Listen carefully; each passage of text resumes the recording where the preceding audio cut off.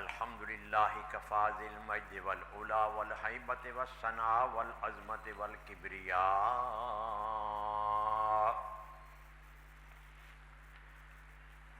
فالق الحب والنوى خالق الارض والسماء هو الذی یصورنا فی الارحام کیف یشاء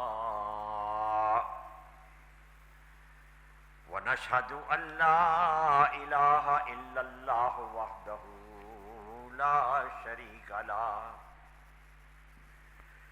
ولا ضد له ولا ند له ولا تحت له ولا فوق له ولا يمين له ولا يسار له ولا شبه له ولا شبيه له ولا مثل له ولا مثيل له ولا مثال له أزلي أبدي سرمدي ديمومي دهري ولا أول له ولا آخر له ونشهد أن سيدنا وسندنا ومولانا وأولانا وأعلانا محبوبنا ومحبوب ربنا ومطلوبنا ومطلوب ربنا ونورنا ونور ربنا محمدا المصطفى وعلى آله المجتبى بررة التقى والنقى وصحبه أولي الصدق والصفاء أما بعد فأعوذ بالله من الشيطان الرجيم بسم الله الرحمن الرحيم لقد خلقنا الإنسان في أحسن تقويم ثم رددناه أسفل سافلين آمنت بالله صدق الله مولانا العظيم وبلغنا رسوله النبي الكريم الأمين ونحن على ذلك لمن الشاهدين والشاكرين والحمد لله رب العالمين فقد قال الله تبارك وتعالى في شان نبيه وحبيبه مخبرا وآمرا إن الله وملائكته يصلون على النبي يا أيها الذين آمنوا صلوا عليه وسلموا تسليما اللهم صل على سيدنا ومولانا محمد وعلى آل سيدنا ومولانا محمد وأصحاب سيدنا ومولانا محمد وبارك وسلم صلی علیہ. اللہ رب العزت جل وعلا کی حمد و ثنا اور اس کے حبیب پاک صلی اللہ علیہ وسلم کی بارگاہ میں ہدیہ صلاۃ والسلام پیش کرنے کے بعد ہمارے خطبات جمعہ کا جو موضوع جاری ہے وہ ہے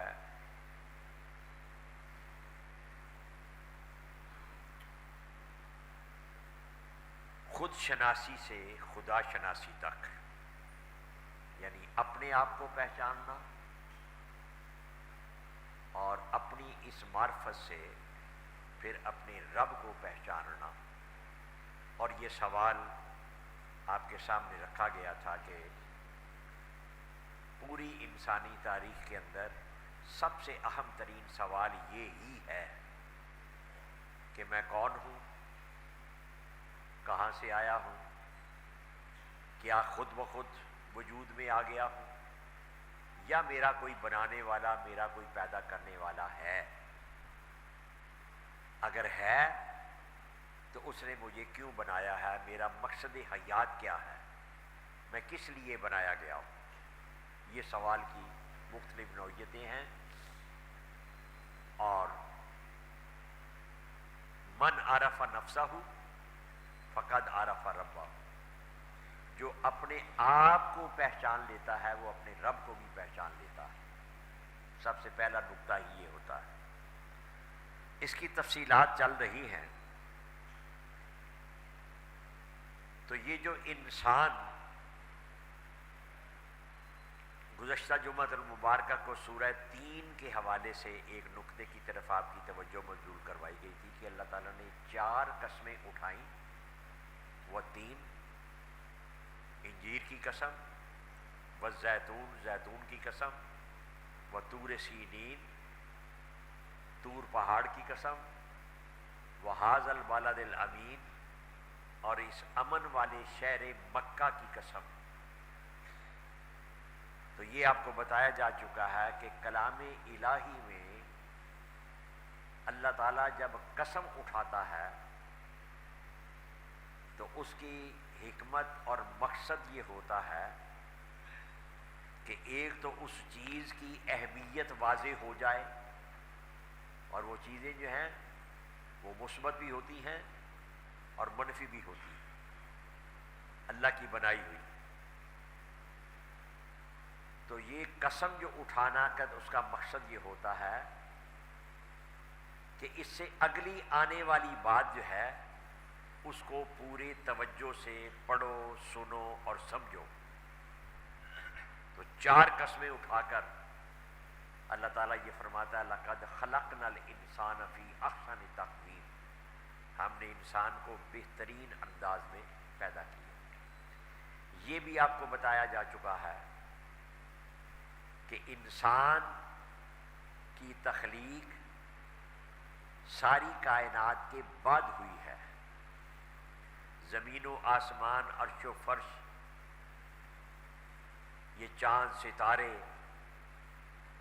اور آسمانی مخلوق، فضائی مخلوق، زمین کی مخلوق، سمندری مخلوق، چرندے پرندے درندے، اور یہ ساری کی ساری کائنات جو ہے تحت الثری سے لے کر عرش اعلیٰ اور ما وراء الورا تک جو کچھ بھی ہے سب کچھ پہلے پیدا کیا ہے، سب سے بعد میں انسان کو پیدا کیا ہے. اور اپنی خلافت اور نیابت اللہ تعالیٰ نے انسان کے لیے ریزرو رکھی، محفوظ رکھی، اور انسان کو اپنی خلافت عطا کی. یہ ساری چیزیں آپ پہلے سن چکے ہیں، صرف مضمون کا ربط ذہن میں قائم کرنا. یہ بھی بتایا جا چکا ہے کہ انسان کو خلافت کیوں اللہ تعالیٰ نے عطا فرمائی. اس لیے کہ یہ کائنات جو ہے یہ اللہ تعالیٰ نے اپنے حبیب صلی اللہ علیہ وسلم کے لیے بنائی اور سجائی. ان کا جب اس کائنات کے اندر ظہور ہونا تھا اللہ کی حکمت اور قدرت اور مشیت کے مطابق، تو وہ نسل انسانی میں سے ہونا تھا. تو اس لیے اللہ تعالیٰ نے اپنی خلافت اور نیابت بھی نسل انسانی کے لیے مخصوص کی. اب اگلا سوال ہے، کیا سارے کے سارے انسان اللہ کے خلیفہ ہیں؟ تو جواب یہ ہے کہ نہیں. انسانوں کی اب 2 قسمیں ہو جائیں گی. 2 قسمیں، ایک وہ جو اپنے بنانے والے کو پہچان لیں، اپنے آپ کو پہچان لیں، اپنے مقصد حیات کو پہچان لیں. اور اس پہچاننے کے 2 طریقے ہیں. ایک ہے کہ اللہ تعالیٰ نے جیسے انسان کو سب سے اعلیٰ افضل باقی مخلوقات کی بنسبت بنایا، تو اس کے اندر کچھ غیر معمولی ایسے اوصاف رکھے جو کہ تقاضا بنتا تھا کہ اگر کسی نوع کو، کسی نسل کو اپنی خلافت عطا کی جا رہی ہے تو اس کے اندر کوئی تو ایسی خوبیاں ہونی چاہیے جو باقی مخلوقات کے پاس نہ ہو. تو اللہ تعالیٰ نے بہت ساری خوبیاں جو انسان کو عطا کی، ان میں سے ایک اہم ترین خوبی یہ کہ اس کو عقل کا نور ایسا عطا فرمایا کہ ایسا عقل کا نور اور کسی مخلوق کو نہیں ملا. لہذا عقل کسے کہتے ہیں؟ عقل یہ ہے کہ پوری کائنات کے اندر جتنی بھی اشیاء ہیں ان کو سمجھنے کی صلاحیت، اور وہ عقل جو ہے وہ ان ساری کائنات کی چیزوں کو معلوم کرتی ہے. سائنس کسے کہتے ہیں؟ سائنس بھی یہی ہوتی ہے. یہ ہم کا سائنسی دور کے اندر ہم سائنس کیا ہے؟ سائنس یہ ہے کہ اللہ تعالیٰ انسان کی عطا کردہ عقل کو استعمال کرتا ہے، اور جو چیزیں پہلے معلوم ہو چکی ہوتی ہیں، جو وسائل اس کو میسر ہوتے ہیں، ان معلومات کی بنا پر پھر ان چیزوں کی حقیقتیں معلوم کرتا ہے جو ابھی تک اسے معلوم نہیں ہے. اس کا نام سائنس ہے. غیر معلوم حقائق کو معلوم حقیقتوں کے ذریعے معلوم جو وسائل ہیں ان کو استعمال کرتے ہوئے، عقل خداداد کو استعمال کرتے ہوئے نامعلوم حقیقتوں کو معلوم کرنا، یہ عقل کا وظیفہ ہے. اور عقل اس لیے عطا کی گئی ہے انسان. تو حقیقت تک رسائی کے لیے ایک تو ذریعہ یہ ہے کہ عقل کو استعمال کیا جائے جو اللہ نے نور عطا کیا ہے. اس عقل کے ذریعے بھی حقیقت شناسی ممکن ہے، لیکن صرف عقل کے اوپر اگر انحصار کیا جائے گا، مجرد عقل کے اوپر اگر انحصار کیا جائے گا تو پھر گمراہی کے امکانات بھی بہت زیادہ ہوتے ہیں. لہذا اب انسان پھر اپنی حقیقت کو کیسے جانے اور پہچانے؟ تو اس رب حکیم اور علیم نے اپنی حکمت سے، اپنے علم سے، اپنی قدرت سے حقیقت تک رسائی کے لیے ایک نظام قائم فرمایا، وہ ہے وحی کا نظام. بھٹکے ہوئے انسانوں کو راہ راست دکھانے کے لیے، نیکی اور بدی کا فرق بتانے کے لیے، ہدایت عطا کرنے کے لیے، حقیقت کی رسائی کے لیے اللہ تعالیٰ نے وحی کا نظام قائم فرمایا. اور یہ عقل کی طرح ادھورا اور ناقص نہیں ہے. وحی کا نظام جو ہے وہ مکمل طور پر قابل اعتماد، اور جو وحی کے نظام کو مان لے گا وہ عقل کی سلامتی جو ہے اس کے اندر، اگر عقل کو وحی کے تابع رکھ کر چلے گا تو پھر منزل تک رسائی جو ہے وہ یقینی طور پر ہو جائے گی. وگرنہ عقل کی یہ سواری، یوں سمجھ لیں کہ یہ میں نے کہا کہ باقی ساری کائنات کی بنسبت عقل کا نور اللہ تعالیٰ نے انسان کو سب سے زیادہ عطا کیا. بڑی تیز رفتار یہ سواری ہے، لیکن یہ ہم آسانی کے ساتھ سمجھ سکتے ہیں کہ ایسی تیز رفتار سواری جس کی بریکیں جو ہیں وہ ڈھیلی ہوں، لوز بریکیں ہوں، رفتار بڑی تیز ہو، یا بریکیں گاڑی کی ویسے ہی نہ ہوں، فیل ہو چکی ہوں، تو نتیجہ کیا نکلے گا؟ تیز رفتار سواری جو ہے، بریک لوز ہے، بریک ہے ہی نہیں، تو نتیجہ کیا نکلے گا کہ کہیں جا کر ایسی ٹکر ہوگی کہ سواری بھی تباہ اور سوار بھی تباہ. اسی لیے اسی نقطے کو علامہ اقبال کے الفاظ کے اندر گزر جا عقل سے آگے، گزر جا عقل سے آگے کہ یہ نور چراغ راہ ہے، منزل نہیں ہے. یعنی اس کو استعمال کر کے آپ راستے کی کچھ مشکلات طے کر سکتے ہیں، سفر طے کر سکتے ہیں، لیکن صرف اور صرف اس کے اوپر ہی انحصار نہ کرنا. یہ بہت سارے مقامات، بہت ساری حقیقتیں ایسی ہیں جو عقل کی رسائی میں نہیں. عرش پہ جا کے مرغ عقل امام احمد رضا عقل کا پرندہ عرش پہ جا کے مرغ عقل تھک کے گرا، غش آ گیا، اور منزلوں پرے ابھی پہلا ہی آستان ہے، اور اس سے آگے بھی جہان اور آگے وہ حقیقتیں جہاں عقل نہیں پہنچ سکتی، ان حقیقتوں کو پانے کے لیے اور ان حقیقتوں کی رہنمائی جو ہے وہ کہاں سے ملے گی؟ وہ وحی کے ذریعے سے ملے گی، انبیاء کرام علیہ السلام کے ذریعے سے۔ اب جب ہم یہاں تک پہنچتے ہیں تو اب انسانوں کی تقسیم شروع ہو جائے گی۔ کچھ انسان وہ ہوں گے جو وحی کو مان لیں گے، انبیاء کو بھی مان لیں گے، اور ان کے ذریعے سے جو اللہ کا کلام، اللہ کا پیغام آتا ہے اس کو تسلیم کر لیں گے، اور کثیر تعداد میں انسان ایسے ہوں گے جو کہتے ہیں کہ ہم تو صرف وہ بات مانیں گے جو ہماری عقل میں آئے، جو ہمارے تجربے میں آئے، عقل میں آئے، ہمارے مشاہدے میں آئے تو اس کو مانیں گے، مگر نہ ہم مانتے ہی نہیں۔ چنانچہ وہ پھر یہ ملحد، داریے، ایتھیسٹ، بے دین، کمیونسٹ خدا کو مانتے ہی نہیں ہیں، وہ کہتے ہیں خدا کوئی نہیں، یہ خود بخود اسباب جو ہیں وہ مادی، وہ ان کی اور تشریحات۔ تو انسان پھر دو قسم کے ہو جائے گے، ایک وہ جو وحی کو ماننے والے ہیں، یعنی اب دوسرے لفظ میں وہ ہے، پہلی مثال جو میں نے آپ کی خدمت میں تیز رفتار سواری کی عرض کی، وحی جو ہے وہ ایک لگام کی صورت، ایک بریک کی صورت جو ہے وہ کام کرتی ہے، رہنمائی بھی کرتی ہے۔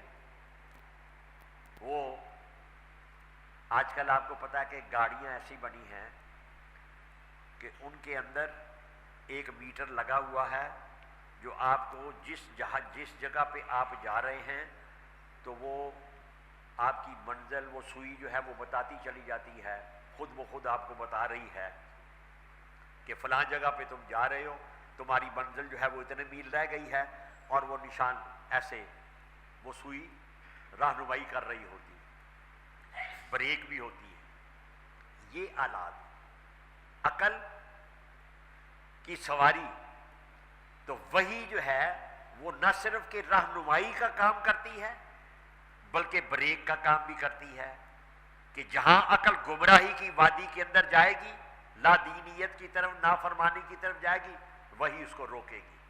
اللہ کا کلام جو اللہ کے نبی کے ذریعے سے نظام ہدایت ہے وہ عقل کو روکے گا۔ تو جس انسان نے اپنی عقل کی سواری کو شریعت کے نظام کے تابع کر لیا وہ سلامتی ہوتی۔ یہاں پھر اقبال کا ایک شعر آپ کی نظر کر دیتا ہوں، وہ بات سمجھنے میں پھر مدد ملتی ہے۔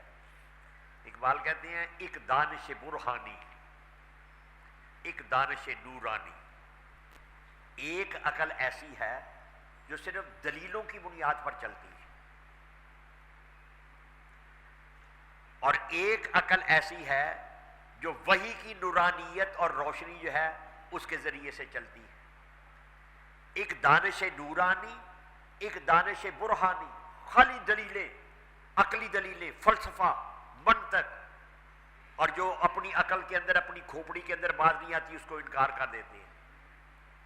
ایک دانش نورانی، ایک دانش برہانی، اور ہے دانش برہانی حیرت کی فراوانی، کہ جو صرف دلیلوں کی بنیاد کے اوپر چلتے ہیں وہ پھر ایسی وادیوں کے اندر عقل جو ہے وہ لے جا کر بھٹکا دیتی ہے، گمراہ کر دیتی ہے، کہ ادھر جب انسان گھس گیا۔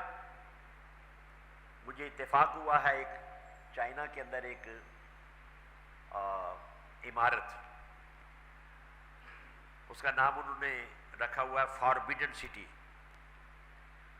وہ ایک عمارت ہے بڑی وسیع، زیگ زیگ، اندر بھول بھلیاں جو ہیں وہ بڑی ہوئی ہیں، تو اس کے اندر جو شخص داخل ہو جائے وہ پھر پار نکل جائے تو نکل جائے، واپس نہیں آ سکتا۔ یعنی وہ زگ زیگ ایسے بھول بھلیاں بنی ہوئی ہیں، اس کا نام رکھا ہوا انہوں نے فاربیڈن سٹی۔ اور باہر جہاں سے انٹر ہوتے ہیں وہاں وہ لکھ کر یہ بھی لگا دیا کہ کمزور دل کے بندے جو ہیں اس میں داخل نہ ہوں، تو اندر جا کے گھبراہٹ ہوگی، وہ 2-3 بعض 3-3 4-4 گھنٹے جو ہیں وہ اندر بھٹکتے رہتے ہیں، تو پھر پار نکل گئے، کوئی نکل گیا تو نکل گیا۔ تو عقل وہ فاربیڈن سٹی ایسی زگ زیگ کے اندر بعض اوقات الجھا دیتی ہے۔ اقبال کا تو میں نے آپ کو شعر سنایا، اب اقبال کے مرشد جو ہیں مولانا رومی رحمۃ اللہ علیہ، وہ فرماتی ہیں کہ کچھ جو دلیلوں کے سہارے چلتے ہیں، استدلالی دلیلوں کے راستے سے چلنا، فلسفہ، منطق، وہ فرماتے ہیں پائے استدلالیاں چوبی بود، مولانا رومی رحمۃ اللہ علیہ، کہ جو دلیلوں صرف عقلی دلیلوں کے سہارے چلنے والے لوگ ہوتے ہیں ان کی ٹانگیں لکڑی کی بنی ہوئی ہیں۔ کیا مطلب؟ پائے استدلالیاں چوبی بود، کہ جو محض عقل کے ذریعے راستہ طے کرنے والے ہوتے ہیں ان کی ٹانگیں لکڑی کی بنی ہوئی ہیں۔ لکڑی کی بنی ہوئی ٹانگیں کیا مطلب؟ ایک یہ قدرت نے یہ آپ ہماری ٹانگیں جو بنائی ہیں، گھٹنے بنائے ہیں، چھوٹی موٹی ٹھوکر لگتی ہے تو گھٹنوں کے اندر لچک ایسی موجود ہے کہ ہم سنبھل جاتے ہیں، اور اگر کبھی گر بھی پڑے تو پھر وہ اپنے گھٹنوں کو سمیٹتے ہوئے، ہاتھوں کو سہارا دیتے ہوئے پھر کھڑے ہو جاتے ہیں، کیونکہ ان کے اندر لچک موجود ہے۔ لیکن یہ لکڑی کی ٹانگیں بنی ہوئی ہیں، وہ لکڑی کی ٹانگوں والے جو ہیں وہ تو اگر کوئی گر گیا منہ کے بل تو وہ اٹھ نہیں سکتا، کیونکہ وہ گھٹنوں کے اندر، اب ویسے آہستہ آہستہ ترقی ہو رہی ہے، وہ بن رہی ہیں ایسی مصنوعی ٹانگیں، اب تو مصنوعی دل بھی بن گئے، ہارٹ بھی بن گئے ہیں، لیکن یہ مولانا رومی نے وہ بات کو سمجھانے کے لیے کہ وہ لکڑی کی ٹانگیں پائے استدلالیاں چوبی بود، دلیلوں کی بنیاد پر چلنے والے، محض عقلی دلیلوں کی بنیاد پر چلنے والے جو ہیں ان کی لکڑی کی ٹانگیں ہیں، اور پائے چوبی سخت بے تمکی بود، جو لکڑی کی ٹانگیں جو ہیں ان کے اوپر بھروسہ نہیں کیا جا سکتا، گریں گے منہ کے بل تو اٹھ ہی نہیں سکیں گے۔ خلاصہ گفتگو اب تک کی گفتگو کا کہ دو طریقے ہیں خود شناسی کے اور خدا شناسی کے۔ ایک ہے صرف عقل کے ذریعے چلنا، ممکن ہے اس کے ذریعے بھی اگر صحیح استدلال بندہ کرتا چلا جائے اور اللہ تعالیٰ کی توفیق شامل حال ہو جائے، اور بندہ جو ہے وہ صرف کائنات کا مطالعہ کر کے، اپنے آپ کا مطالعہ کر کے صحیح خطوط کے اوپر اگر وہ چلے تو پہنچ سکتا ہے۔ لیکن جو یقینی راستہ ہے وہ ہے وحی کا نظام، اپنی عقل کو وحی کے تابع رکھ کر چلو، اور اگر صرف عقل کی بنیادوں کے اوپر چلو گے تو پھر انحراف، گناہ، نافرمانی، معصیت، شرک، استدلال۔ اب اس کی پہلی مثال سن لیں۔ سب سے پہلا کافر، سب سے پہلا مردود وہ کون بنا؟ ابلیس، شیطان بنا نا۔ اب دلائل کی بات سمجھانے لگا ہوں کہ صرف دلیلیں جو ہیں وہ کیا کرتی ہیں۔ قرآن کریم میں ایک مقام پر آتا ہے ما منعک اللہ تسجد اذ امرتک، جب میں نے تمہیں حکم دیا تھا کہ سجدہ کرو آدم کو، اللہ تعالیٰ نے شیطان کو کہا ما منعک، تجھے کس چیز نے روکا؟ اللہ تسجد، کہ تو نے سجدہ نہیں کیا، اذ امرتک، جبکہ میرا امر تھا، میرا آرڈر تھا، میرا حکم تھا، کیوں نہیں تو نے سجدہ کیا؟ ابلیس کا جواب سنیں اور عقلی طور پر اس کا جائزہ بھی لیں۔ اس نے دو دلیلیں دی، دو دلیلیں، کہا کہ خلقتنی من نار، یا اللہ مجھے تو نے آگ سے پیدا کیا ہے، یہ پہلی دلیل ہے، عقلی دلیل ہے اور سچی دلیل ہے۔ یہ بھی خیال رکھیے کہ یہ سچی دلیل ہے، اس دلیل کی نہ صداقت سے انکار کیا جا سکتا ہے اور نہ اس کے حسن سے انکار کیا جا سکتا ہے۔ بات اس نے سچی کہی، عقلی طور پر درست، واقعاتی طور پر۔ خلقتنی من نار، مجھے تو نے آگ سے پیدا کیا، ایک دلیل۔ دوسری دلیل وخلقتہ من طین، اور آدم کو تو نے خاک سے پیدا کیا، مٹی سے پیدا کیا، یہ بھی دلیل سچی ہے، خوبصورت ہے، واقعاتی طور پر درست ہے، نہ اس کے حسن سے انکار نہ اس کی صداقت سے انکار، دونوں سچی دلیلیں ہیں عقلی طور پر۔ واقعاتی طور پر سچی دلیلیں ہونے کے باوجود مارا کہاں سے گیا؟ یہ ہے نا سوچنے کی بات، یہ بھی کہ یہ مردود کیسے ہو گیا؟ مردود اس لیے ہو گیا کہ اس نے یہ عقلی دلیلیں جو ہیں یہ تو گھڑ لی، آج جو نتیجہ اس نے نکالا یہ سغرا کبرا ملا کے عقلی دلیلیں ملا کے نتیجہ کیا اس نے نکالا؟ انا خیر منہ، میں اس سے بہتر ہوں۔ یہ نتیجہ جو اس نے محض عقلی دلیلوں کی بنیاد پر نکالا، یہ اللہ تعالیٰ کی مشیت اور اللہ کی رضا کے خلاف تھا، یہاں سے ٹھوکر کھا گیا۔ اگر وہ اللہ کی رضا کو دیکھتا کہ اللہ راضی کس میں ہے، راضی تھا حکم مان لینے میں، سجدہ کر لیتا، جیسا کہ فرشتوں نے سجدہ کیا، فسجدوا، انہوں نے سجدہ کیا، الا ابلیس، ابلیس نے نہیں کیا، یہاں سے مارا گیا۔ عقلی دلیلیں خوبصورت بھی تھی، سچی بھی تھی، اور پیچھے فلسفہ کیا کام کر رہا تھا کہ مجھے تو نے آگ سے پیدا کیا، آگ کو نیچے بھی جلایا جائے تو آگ کے شعلے بلندیوں کی طرف جاتے ہیں، اس میں سے تو دھواں بھی نکلے تو وہ بھی اوپر کی طرف جاتا ہے، اور خاک جو ہے اس کے اوپر بھی اڑائیں تو وہ نیچے کی طرف آتی ہے۔ یہ سارا عقلی فلسفہ یہ بھی درست ہے، یہ بھی بالکل درست ہے کہ آگ کے نہ صرف شعلے بلندیوں کی طرف جاتے ہیں بلکہ اس میں سے تو دھواں بھی نکلے تو اوپر کی طرف جاتا ہے۔ تو ان دونوں دلیلوں کو ملا کر ظالم مارا کہاں سے گیا کہ اللہ کی رضا کو اور اللہ کی مشیت کو، کہ اللہ کیا چاہتا ہے وہ نہیں اس نے غور کیا۔ اگر اس کو تسلیم کرتا تو پھر چاہے اس کی عقلی طور پر اس کو بات سمجھ میں آتی یا نہ آتی، اللہ کی رضا کو پیش نظر رکھتا کہ اللہ راضی اس میں ہے کہ تو آدم کو سجدہ کر، میں نے جو اس کو فضیلت عطا کیا اس فضیلت کو تسلیم کر، اللہ کی تسلیم کردہ چیز کو تسلیم کر لیتا تو وہ پار ہو جاتا، تو پھر اس کو فرشتوں کی سیادت اور اللہ کی قربت بھی حاصل رہتی۔ لیکن اس نے کیا کیا؟ ابا، انکار کیا، واستکبر، تکبر کا اظہار کیا، نتیجہ کیا نکلا؟ وکان من الکافرین، کافروں میں سے ہو گیا۔ اور اس کی سزا کیا ملی؟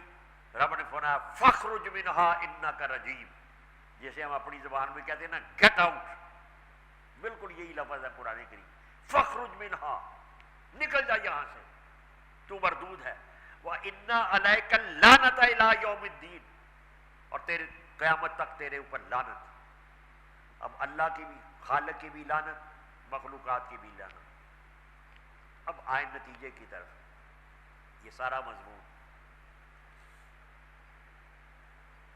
پچھلے خطبے کے اندر میں نے آپ سے عرض کیا تھا کہ ہم روزانہ اپنی عملی زندگی کے اندر پل صراط کے اوپر کھڑے ہوتے ہیں، اور ایک مرتبہ کھڑے نہیں ہوتے، کئی مرتبہ روزانہ بلا ناغہ ہمارے سامنے دو راستے ہوتے ہیں۔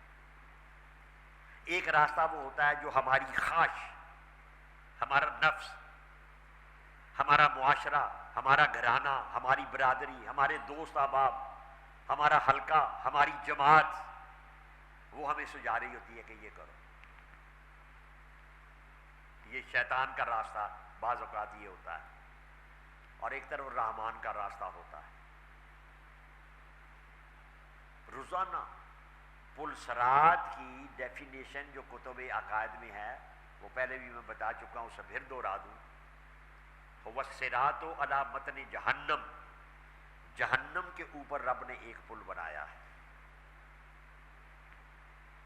أَدَقُّ مِنَ الشَّعْرِ وَأَحَدُّ مِنَ السَّيْفِ، تلوار کی دھار سے زیادہ تیز اور بال سے زیادہ باریک، اس پر سے ہر ایک نے گزرنا ہوگا.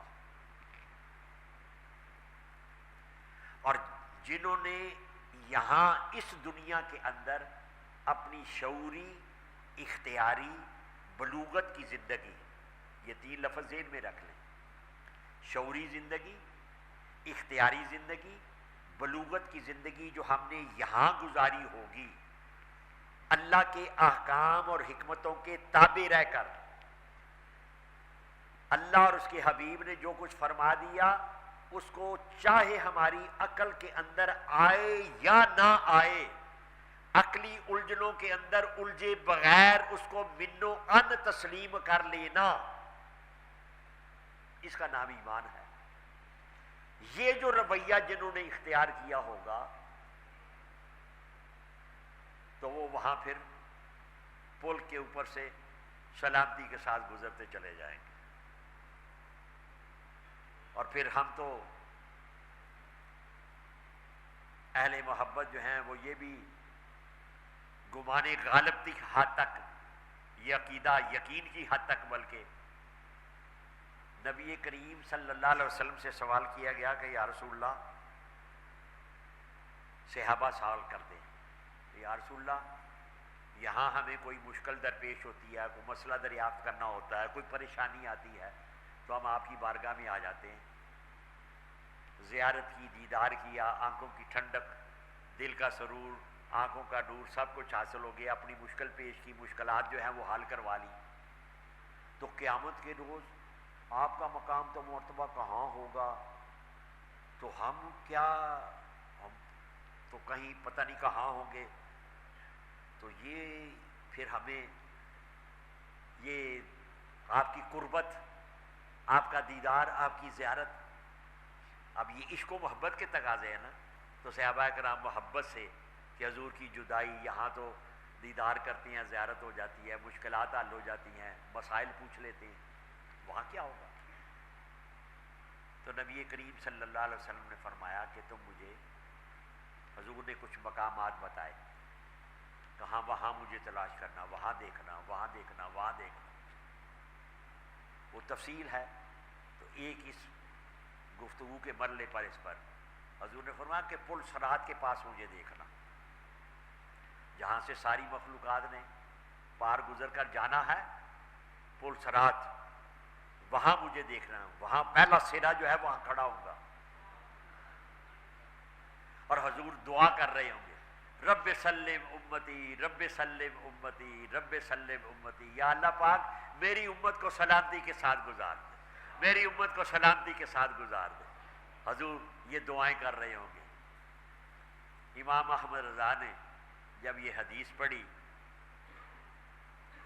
تو اہل عشق جو ہیں ان کی پھر ادائیں بھی نرالی ہوتی ہیں. وہ کہتے ہیں رضا پل سے اب وجد کرتے گزریے، رضا پل سے اب وجد کرتے گزریے کہ ہے رب سلم صدائے محمد.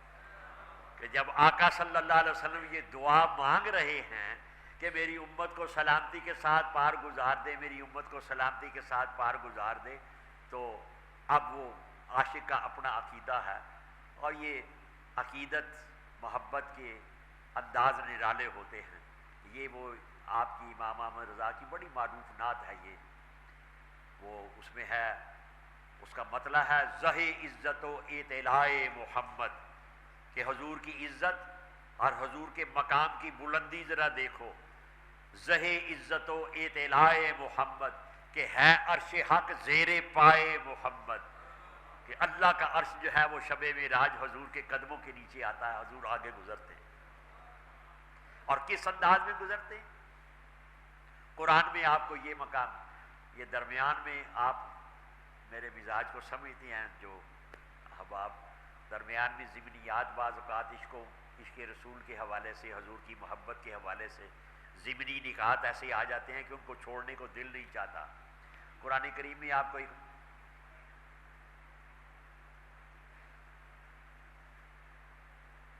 آئندہ جب بعد میں آئے میرے بھائی تو گردنیں پھلانگ کر آگے نہیں آنا. اگلی صفوں کا ثواب لینا ہو تو پہلے آئیے، پہلے پائیے. میرے اور آپ کے آقا مولا صلی اللہ علیہ وسلم نے اس بات سے منع فرمایا گردنیں پھلانگ کر آگے نہیں آنا چاہیے، پیچھے جہاں جگہ ملے وہاں بیٹھنا چاہیے۔ آپ کے توسط سے آج یہ مسئلہ دوبارہ دہرا دیا آپ کے ذریعے، باقی اب آپ کو بھی پتہ چل گیا۔ زہ عزت قرآن کریم میں ایک مقام ہے، حضرت موسیٰ علیہ السلام طور پر گئے ہیں، اس دنیا کا پہاڑ ہے، زمین کا پہاڑ، پہاڑوں میں سے ایک پہاڑ۔ رب حضرت موسیٰ علیہ السلام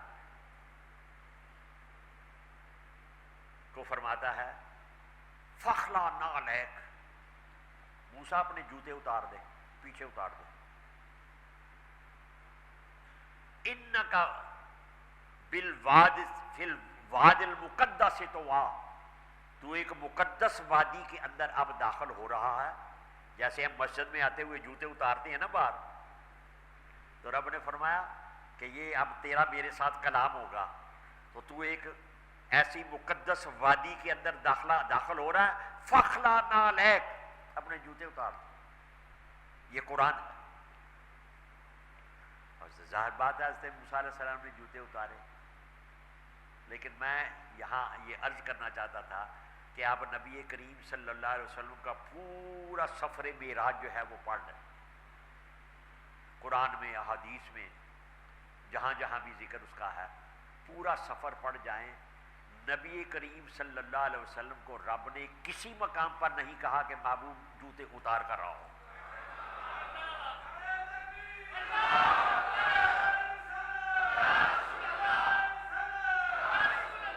وہ مقام کلیم ہے اور یہ مقام حبیب ہے، جی وہ کلیم اللہ ہیں، یہ حبیب اللہ ہے۔ تو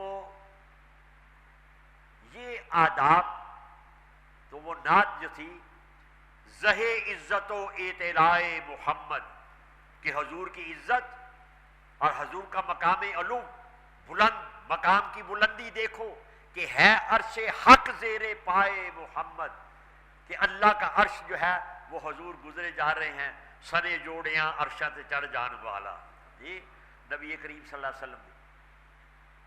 یہ نعت جب علامہ اقبال نے سنی وجد طاری ہو گیا، جھوم اٹھے۔ کسی محفل میں زاہد مقصود قریشی کی طرح کو نعت پڑھ رہا تھا، سریلی آواز والا، جی تو علامہ کے اوپر وجد طاری ہو گیا، تو فوراً جسے کہتے ہیں فی البدی ارتجالاً آپ نے اپنے دو شعر کہا کہ یہ میرا بھی نذرانہ شامل کر لو اس نعت کے اندر۔ تو علامہ اقبال پھر اس نعت کے اندر بولتے ہیں، کہتے ہیں تعجب کی جا ہے کہ فردوس اعلیٰ، فردوس اعلیٰ کیا؟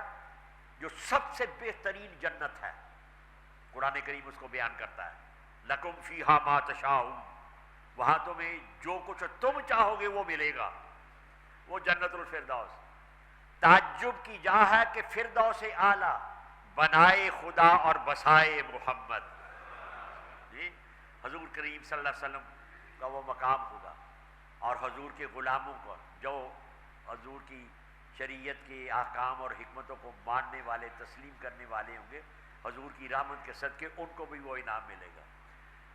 اور اگلا پھر شعر کہا تو وہ ہم جیسے گناہ گاروں کے لیے ایک سہارے کا ذریعہ بن جاتا ہے۔ تماشا تو دیکھو، تماشا تو دیکھو کہ دوزخ کی آتش لگائے خدا اور بجھائے محمد۔ حضور نبی کریم صلی اللہ علیہ وسلم، یہ دعا آپ کو حضور کی زندگی کے اندر مختلف مقامات کے اوپر نظر آئے گی، رب حبلی امتی، رب حبلی امتی، رب حبلی امتی، یا اللہ میری امت مجھے عطا فرما دے، تو حساب نہ کرنا، بس میں جانوں اور میری امت جانے۔ یہ میں اس لیے بات بتا رہا ہوں کہ نبی کریم صلی اللہ علیہ وسلم نے غاروں کے اندر رو رو کر یہ دعائیں مانگی ہیں، سجدوں میں سر رکھ کر امت کو یاد رکھا ہے، بلکہ حضور صلی اللہ علیہ وسلم کا جب آپ کی پیدائش مبارکہ ہے تو پہلا سجدہ نبی کریم صلی اللہ علیہ وسلم نے زمین پر نمودار ہوتے ہوئے جو کیا ہے، سبحان ربی الاعلیٰ، اللہ کی تسبیح کے بعد رب حبلی امتی، رب حبلی امتی۔ اور جب اللہ کے حضور پہنچے ہیں خاص الخاص مقام کے اوپر، تو وہاں بھی جب اللہ تعالیٰ نے فرمایا کہ حبیب مانگ کیا مانگتا ہے، تو کہا رب حبلی امتی، رب حبلی امتی۔ امتیوں، جس آقا و مولا صلی اللہ علیہ وسلم نے ہمیں ہر قدم کے اوپر یاد رکھا، رو رو کر یاد رکھا، سجدوں کے اندر سر جھکا کے بھی یاد رکھا، بلندیوں کے اوپر پہنچ کر بھی یاد رکھا، غاروں کے اندر بھی یاد کیا، امتیوں کا بھی کوئی فرض بنتا ہے یا نہیں بنتا؟ اب آقا کا حکم ایک طرف ہو، آقا کا حکم، قبلی والے آقا کا حکم ایک طرف ہو، اور ایک طرف میری اور آپ کے من کی خواہش ہو، میرے جو عزیز اقربا ہیں ان کا تقاضا ہو، میری جماعت مجھے یہ کہہ رہی ہو، میرے دوست احباب مجھے یہ کہہ رہے ہوں، میرا حلقہ، میری تنظیم، میری برادری، میرا جو بھی، وہ یہ کہہ رہے ہوں کہ تو ادھر کو جا، آقا یہ کہہ رہے ہوں کہ ادھر دائیں کو طرف کو جا، تو وہاں میرا اور آپ کا بھی کچھ فرض بنتا ہے یا نہیں بنتا؟ بنتا ہے۔ تو وہ بات وہاں واپس لے کر چلے، عقل کے ذریعے سے، مجرد عقل، محض عقل کے ذریعے سے راستہ طے کریں گے، راستہ طے ہو جاتا ہے، لیکن بعض اوقات ایسی وادیوں کے اندر، ایسے فاربڈن سٹی کے اندر، ایسی دلدلوں کے اندر جا کر عقل جو ہے وہ لے جاتی ہے کہ وہاں سے واپسی ناممکن ہو جاتی ہے۔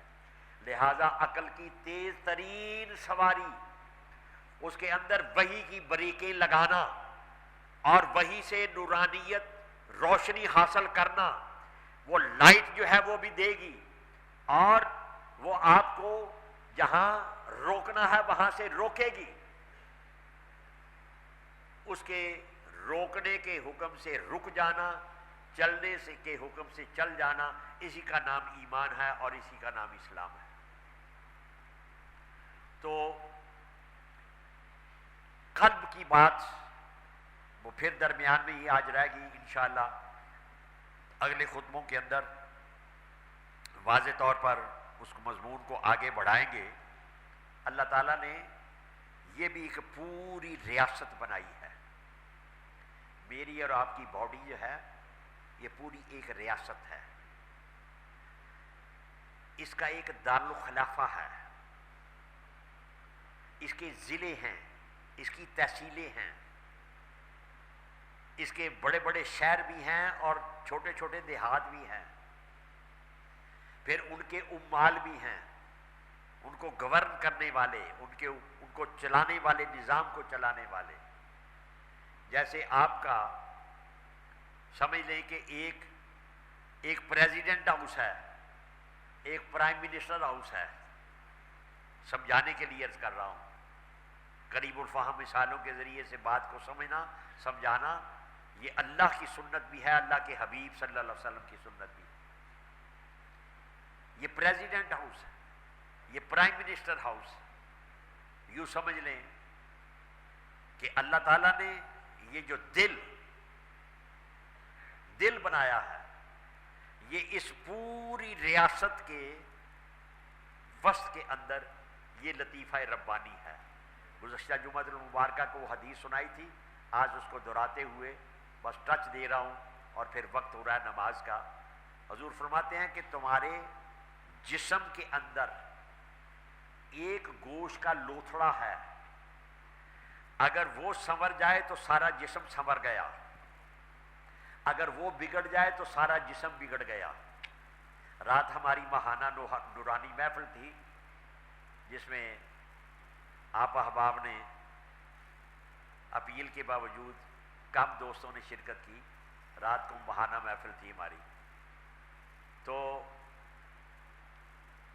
یہ والا جو حضور نے فرمایا، اب اس کی ڈیپتھ، اس کے اندر جو وزڈم ہے، اس کو دونوں طریقوں سے آپ دیکھ لیں، وہ 100% درست ہے۔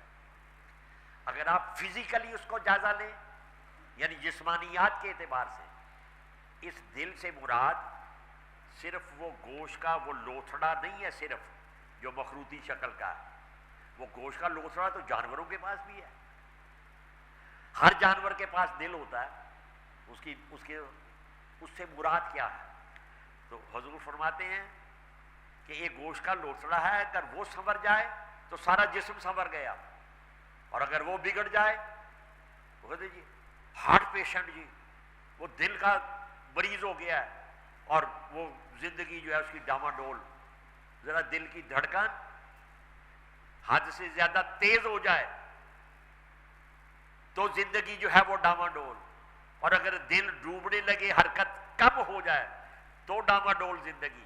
حضور فرماتے ہیں تو اسے جسمانیات، فزیکلی آپ دیکھیں، جسمانیات کے اعتبار سے حضور کی حدیث کو پرکھیں، 100% درست، اور اگر سے اسپرچولی لیں، روحانی اعتبار سے، ایمانی اعتبار سے، حضور فرماتے ہیں کہ اگر یہ سنور گیا تو سارا جسم سنور گیا، اور اگر یہ بگڑ گیا تو سارا جسم بگڑ گیا۔ اس کو سمجھنے کی ضرورت ہے۔ اور آخری حصہ آج کے خطبے کا، جب بات قلب کی ہو رہی ہے، یہ روح کا مرکز ہے دل، اور بس 2 جملے آپ کی نظر کرنا چاہ رہا ہوں، آپ کی شیئر کروں۔ ذات مصطفیٰ صلی اللہ علیہ وسلم، روح ہے نا ہماری زندگی، روح زندگی ہے نا۔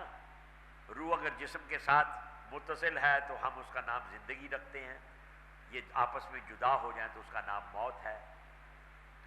روح پہلے ہے، جسم بعد میں ہے، لیکن یہ پوری کائنات جو ہے، یہ جتنی ارواح ہیں، ان ارواح کی بھی ایک روح ہے، اور وہ روح الارواح اور نور الانوار جو ہے وہ ذات مصطفیٰ صلی اللہ علیہ وسلم۔ ساری روحوں سے پہلے، سب سے پہلی روح جو ہے وہ ذات مصطفیٰ کی پیدا کی گئی، اور سارے انوار سے پہلے نور مصطفیٰ صلی اللہ علیہ وسلم کو پیدا کیا گیا۔ اور پھر یہاں امام احمد رضا یاد آتے ہیں، وہ کہتے ہیں وہ جو نہ تھے تو کچھ نہ تھا، وہ جو نہ تھے یعنی حضور، حضور کا نور، وہ جو نہ تھے تو کچھ نہ تھا، اور وہ جو نہ ہو تو کچھ نہ ہو، جان ہے وہ جہان کی، جان ہے تو جہان ہے۔ آپ نے وہ معراج کا ایک حصہ سنا نا، تو ایک نقطہ چلتے چلتے اور سن لیں۔ وہ کوائف معراج کے اندر ایک یہ بات بھی آتی ہے کہ نبی کریم صلی اللہ علیہ وسلم جب معراج سے واپس آئے ہیں، جب حضور تشریف لے گئے تو جسم کی حرارت بستر کے اوپر موجود تھی، یعنی ہم اگر بستر کے اوپر لیٹے ہوئے ہیں اور بستر کو چھوڑتے ہیں تو ہمارے جسم کی باڈی کی حرارت جو ہے اس کے اندر تھوڑی سی موجود ہوتی ہے، ٹھیک۔ حضور جب دروازے سے نکل کر گئے ہیں تو وہ کنڈی جو تھی وہ نکلے ہیں تو وہ کنڈی جو ہے وہ ہل رہی تھی۔ جب نبی کریم صلی اللہ علیہ وسلم اتنا طویل سفر، جتنا طویل سفر آج تک نہ کسی کو نصیب ہوا، نہ ہوگا، نہ ہو سکتا ہے، اتنے طویل سفر کے بعد جب واپس آئے تو بستر گرم تھا اور کنڈی ہل رہی تھی۔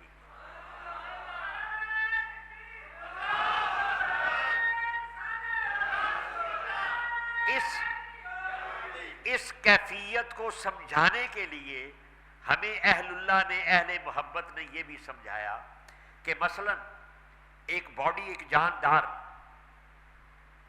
جاندار کی جان نکلی، ایک شخص کی، اس کا ہاتھ ایسے اٹھا ہوا تھا، روح نکل گئی، وہ ہاتھ ایسے ہی رہے گا، وہ نیچے نہیں آ سکتا، کیونکہ حرکت کی اس میں سے جو صلاحیت تھی روح، وہ تو نکل گئی۔ اگر ہاتھ یہاں تھا، روح نکل گئی، ہاتھ یہی رہے گا۔ اور اگر روح واپس آ جائے تو پھر یہ اپنی حرکت کی جو ہے وہ اس کے اندر آ سکتی۔ تو اہل محبت علماء نے، ہمارے اساتذہ نے یہ سمجھایا کہ نبی کریم صلی اللہ علیہ وسلم روح کائنات ہیں۔ جب حضور صلی اللہ علیہ وسلم تشریف لے گئے تو وہ بستر کی حرارت جو تھی وہی تھم گئی، اور کنڈی جو تھی جو ہل رہی تھی وہی رک گئی۔ لیکن جب وہ روح واپس آتی ہے تو کنڈی پھر ہلتی ہے، بستر اسی طرح گرم ہے۔ تو وہ روح کائنات ہیں۔ اور اسی طرح قلب مصطفیٰ، بات جب قلب کی ہو رہی ہے، قلب مصطفیٰ اللہ کے سارے خزانوں کے اندر سب سے زیادہ قیمتی موتی جو ہے وہ قلب مصطفیٰ صلی اللہ علیہ وسلم۔ کیوں؟ کس لیے؟ کئی پہلوؤں سے، اس میں سے صرف ایک پہلو عرض کر رہا ہوں اس وقت۔ اللہ کا پاک کلام قرآن، لو انزلنا ھذا القرآن علی جبل، اگر ہم پہاڑوں کے اوپر یہ قرآن اتارتے، لرأیتہ، دیکھنے والے تو دیکھتا، خاشعا متصدعا من خشیۃ اللہ، اللہ کے خوف سے اور اللہ کے کلام کے شکل سے پہاڑ جو تھے وہ کانپ اٹھتے اور ریزہ ریزہ ہو جاتے۔ پہاڑ جو سب سے مضبوط چیز ہم سمجھتے ہیں، اور ہم نے کسی کی مثال دینی ہو تو کہتے ہیں کہ فلاں کا حوصلہ پہاڑوں کی مانند مضبوط ہے۔ سب سے مضبوط اس کائنات کے اندر جو چیزیں پہاڑ، ہم اس اپنے کلام کو یہاں اتارتے، یہ کانپ اٹھتے، یہ برداشت نہ کر سکتے، ریزہ ریزہ ہو جاتے۔ قربان جائیے قلب مصطفیٰ کے جس کے اوپر اللہ کا سارا کلام نازل ہوا۔ تو اس لیے حضور صلی اللہ علیہ وسلم کے قلب کے صدقے اللہ تعالیٰ ہمارے دلوں کے احوال پھیرے۔ منفی خیالات، منفی عقائد، منفی نظریات کیا کر رہے ہیں ہمارے لیڈران کرام؟ کس طرف قوم کو لے جایا جا رہا ہے؟ کبھی آپ نے ان کی زبان سے یہ بات سنی؟ اب جب انتخاب کا مرحلہ آتا ہے نا تو پھر بڑے یہ دعوے کرتے ہیں، بڑے وعدے کرتے ہیں، بڑے خوشنما لالی پاپ وعدوں کے چوسنیاں بانٹتے ہیں۔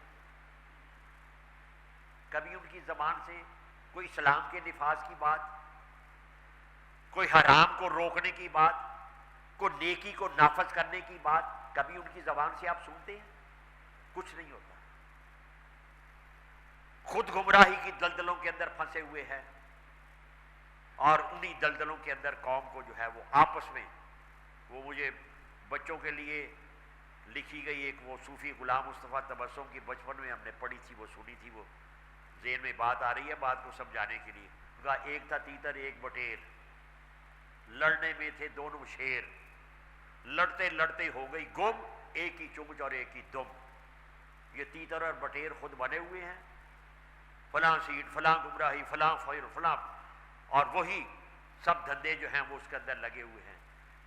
اللہ کا نظام اس زمین کے اوپر اگر نافذ کر دو گے تو اللہ کی رحمتیں اور برکتیں جو ہیں تم پر بھی نازل ہوں گی اور اہل زمین پر بھی نازل ہوں گی۔ اللہ تعالی ہم سب کو اپنے فرائض پہچانے اور ادا کرنے کی توفیق عطا فرمائے۔